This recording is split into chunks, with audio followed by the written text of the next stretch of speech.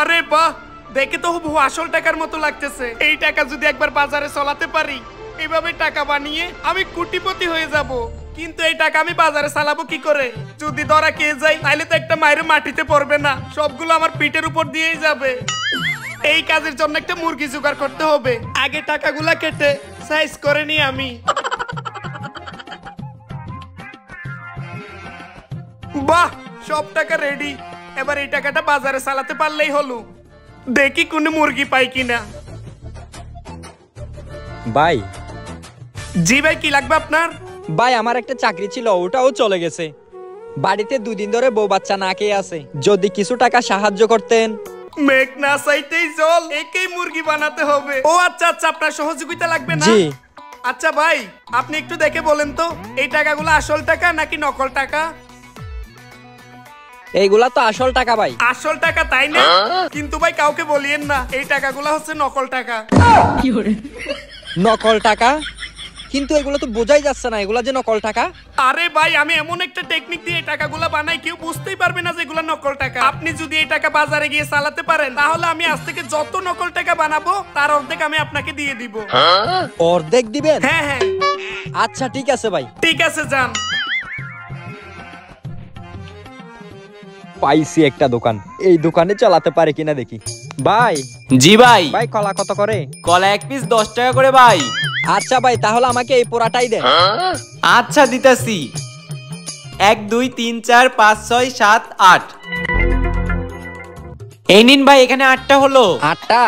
কত টাকা ভাই? 80 টাকা। এই নিন ভাই, বাকি টাকা দেন।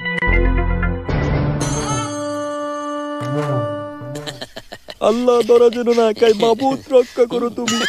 আচ্ছা দিচ্ছি, এই নেন আপনার বাকি টাকা। আচ্ছা ঠিক আছে ভাই। ঠিক আছে। শালার এই ছেলেটা এখনো আসতেছে না কেন বুঝতেছি না।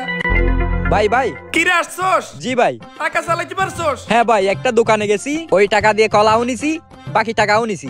কি বলস? সত্যি তো টাকা? কলা দেখি।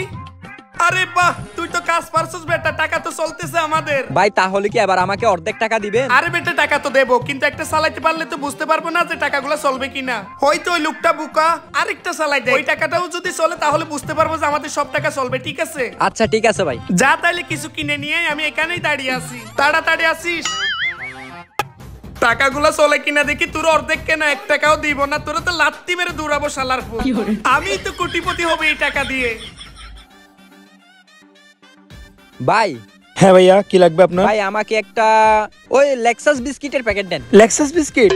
মুস্তাকিম, জি ভাই। একটা লেক্সাস বিস্কুটের প্যাকেট নিয়ে আসো তো। আচ্ছা ঠিক আছে ভাই।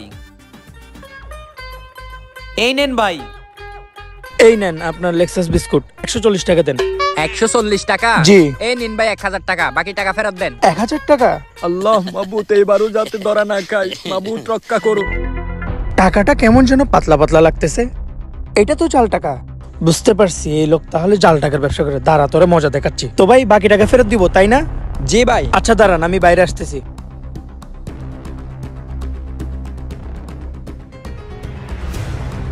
ভাই বাকি টাকা? বাকি টাকা না? এই ব্যবসা কয়দিন ধরে করতেছস? কিসের ব্যবসা ভাই? এই যে বেজাল টাকা নিয়ে আমার কাছে পণ্য কিনতে আসছস। আমার দোকানে আজ পর্যন্ত যতগুলো জাল নোট আছে সব তুই আনছস, তাই না? চল আজকে তোকে থানায় ধরে না দিয়ে ভাই, আসি। না ভাই, বিশ্বাস করেন ভাই, আমি অনেক গরিব মানুষ ভাই। আমাকে একটা লোকে পাঠাইছে ভাই ওই টাকা চালানোর জন্য। কোন লোকে পাঠাইছে? চল আমাকে নিয়ে চল। আচ্ছা চলেন ভাই। এখনো আসতেছে না, দূরও একটা কলা খাই। এই যে ভাই উনি। এই ধরা খেয়ে গেলাম, পালাই এখান থেকে। কিরে, তোর ওই লোক তো পালাই গেছে, তোরাই পুলিশের কাছে ধরে দিব। আয় ভাই, আয়। আমাকে মাফ করে দিন ভাই।